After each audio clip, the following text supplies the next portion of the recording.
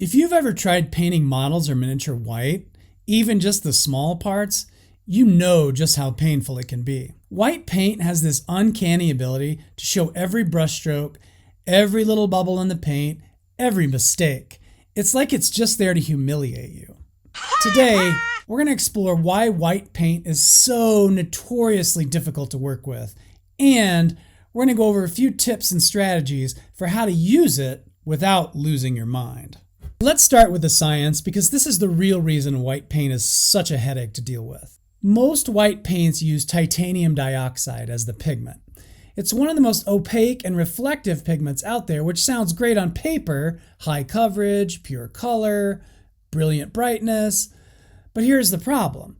That reflectivity actually works against you when you're painting models and miniatures. You see, that pigment scatters light in every direction.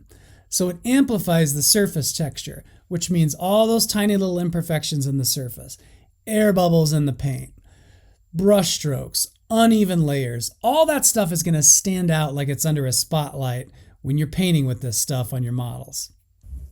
On top of that, the pigment in white paint is a much larger particle size than the other colors, and that makes it thicker, chalkier, more prone to clumping, and in general just makes it really hard to keep it smooth and even when you're working with it. Because this is such a high opacity pigment, it can really mess with the paint binder ratio too, especially in the cheaper stuff. So too much pigment, not enough medium, and suddenly you've got a paint that dries streaky and looks rough. Not good. Now here's the part that really drives me nuts and never really made a ton of sense, but again, I'm not a scientist here, so just bear with me. But if the pigment in white paint is such a high opacity, why does it take 5 coats to even get a bare minimum layer of coverage on whatever it is you're painting? That's because the paint isn't translucent enough to level itself out, so it grabs onto every detail of the surface texture underneath it. So if your primer's not perfectly smooth, or if you haven't done a good job sanding your stuff, the white paint's always going to catch every little grain within that.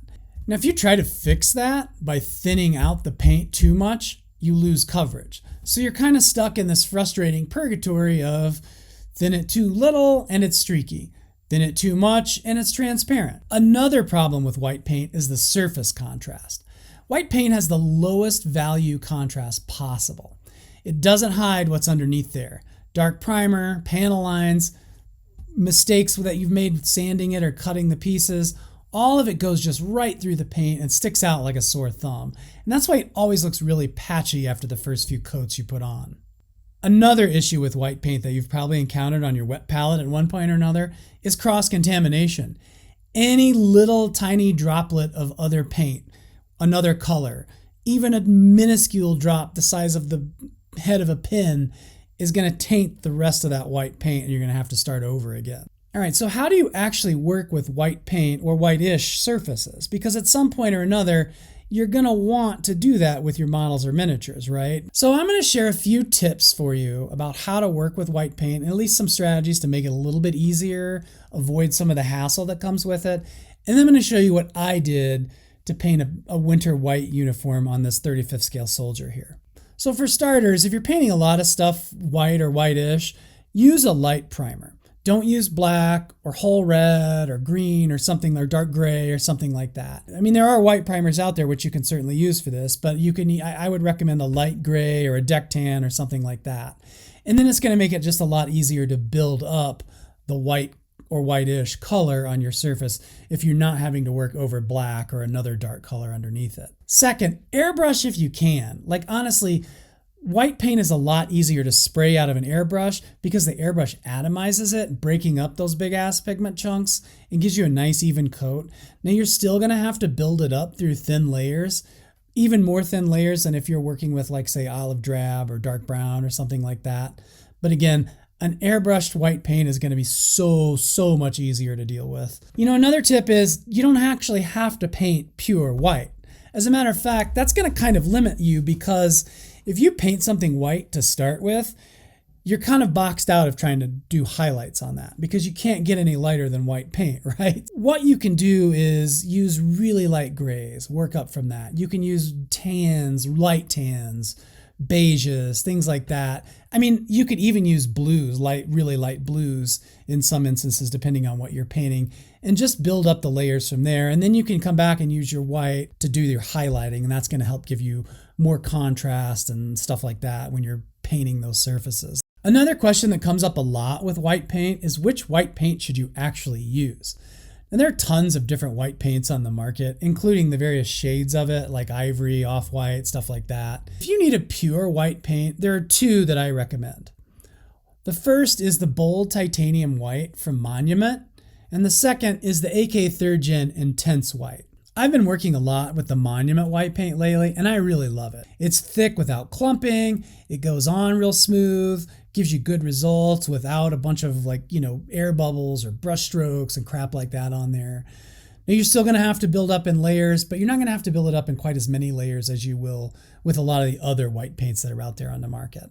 All right, now let me show you what I did to paint this pair of winter white uniform pants on this 35th scale soldier. What I used here is I used the aforementioned Bold Titanium White paint from Monument. And then I also used the White Shadow Contrast paint from AK's Quick Gen line. I did prime this guy with black primer to start with, and then I went back over it and gave it that kind of white highlight coat using an airbrushed white paint. So the first step is really just like you do with any color, whether it's green or beige or khaki or whatever. It's just building up the layers, right?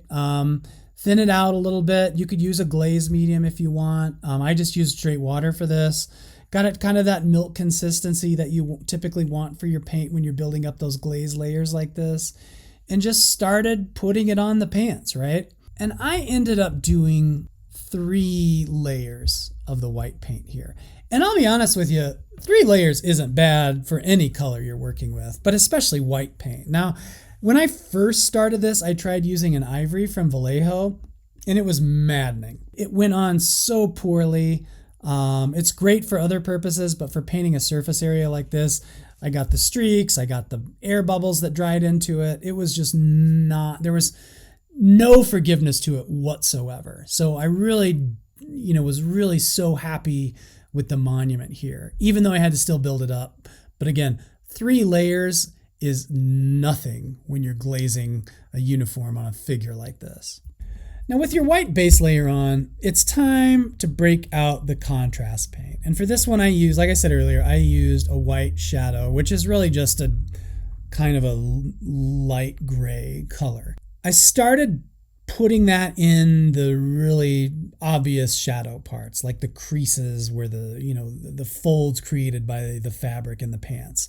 Build up those places, and then after I was happy with the shadows where I had them in there, I came back and I gave it an overall coat, everything on the pair of pants with that grayish contrast paint. And that's for a couple reasons. One, to tie it all together and help blend those contrast areas with the highlight areas, like the tops of the creases, the knees, things like that, where the light's going to catch it a little more directly. And then also because this is an infantryman, right? This is a soldier out in the field. And even though he's got white pants, those pants aren't going to stay white for very long. That's from the start going to help me with my weathering process by dumbing down, so to speak, that white color in there and make them look dingier and grayer and not quite as stark white as, they were when the guy first got them out of the closet and put them on that day.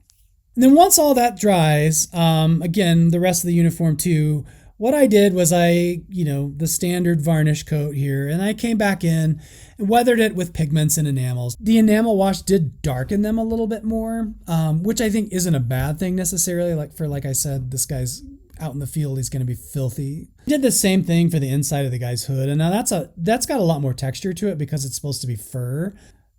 Couple layers of the Monument white paint followed by the light gray contrast paint on top of that. And then I also came back with a little bit more weathering on there too, just to kind of give it some of the dirt and grime stains. That's the quick and dirty version for painting models and miniatures white. If you have any other tips or tricks that you use, by all means, please share those in the comments. I certainly appreciate it. I know other viewers will appreciate it too. My name's Ryan. Be sure to hit that like and subscribe button. You're watching Sprue Goo. Stay tuned for more modeling content.